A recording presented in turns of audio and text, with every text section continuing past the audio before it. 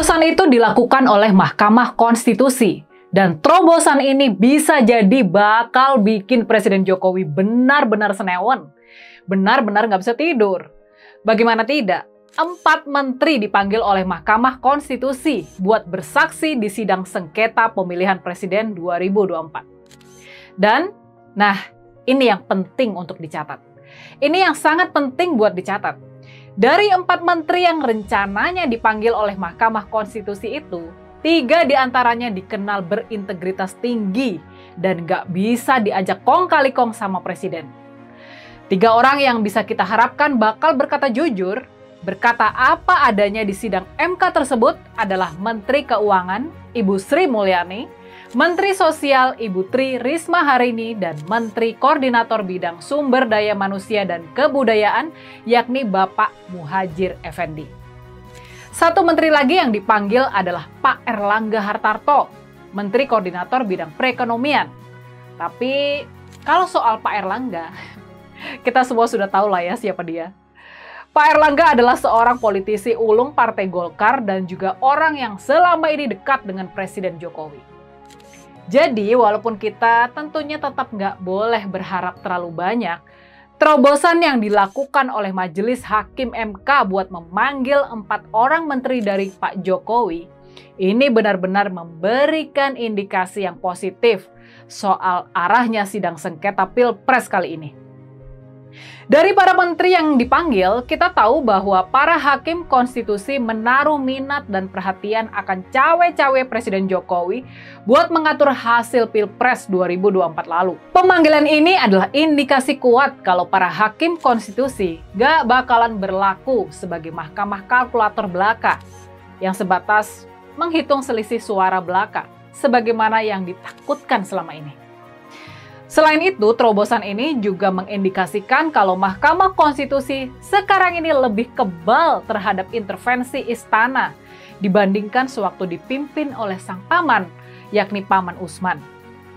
Dari pemanggilan 4 menteri Pak Jokowi, kita bisa menduga kalau para hakim konstitusi ingin menyelidiki lebih dalam lagi soal dugaan nepotisme Pak Jokowi yang menjadi motif dia melakukan intervensi yang tidak sah terhadap pelaksanaan pemilihan umum. Nah, gimana?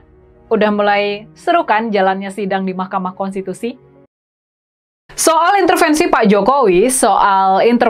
Jokowi dalam pelaksanaan pemilu yang baru lalu, sesungguhnya tidak ada yang lebih merasakannya selain para hakim konstitusi itu sendiri. Bagaimana tidak? Coba kita ingat-ingat lagi. Ayo, kita ingat-ingat lagi ya. Mahkamah Konstitusi adalah lembaga pertama yang diobok-obok buat meloloskan Gibran menjadi cawapres dari Pak Prabowo. Kita pastinya masih ingat kelakuan Paman Usman yang sampai dihukum oleh MK-MK itu, bukan?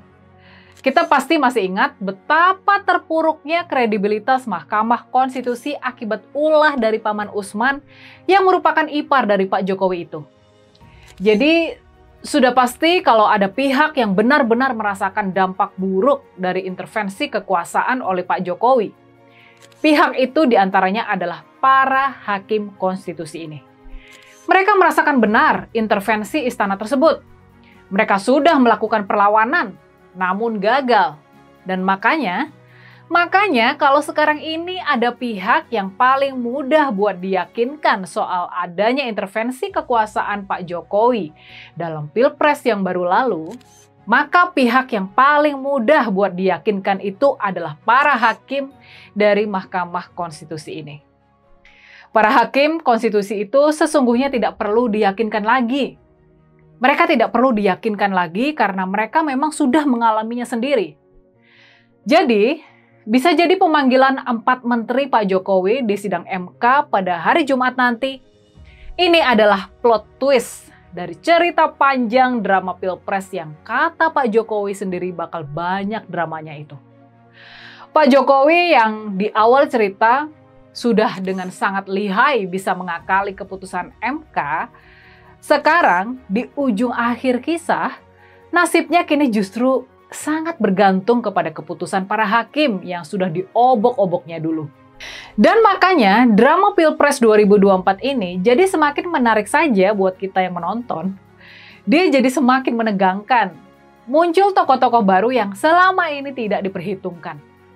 Dan makanya juga, drama Pilpres 2024 ini jadi semakin tidak terkendali juga. Semakin sulit ditebak bagaimana akhir ceritanya.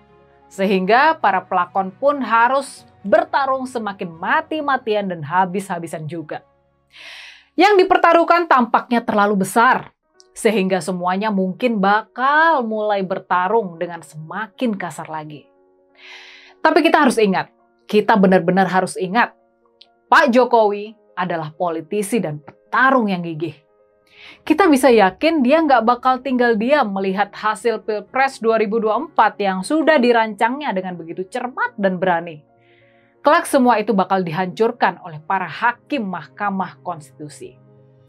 Di belakang layar, di luar pemberitaan, pasti bakal terjadi lobby-lobby dan tekanan-tekanan yang semakin sengit.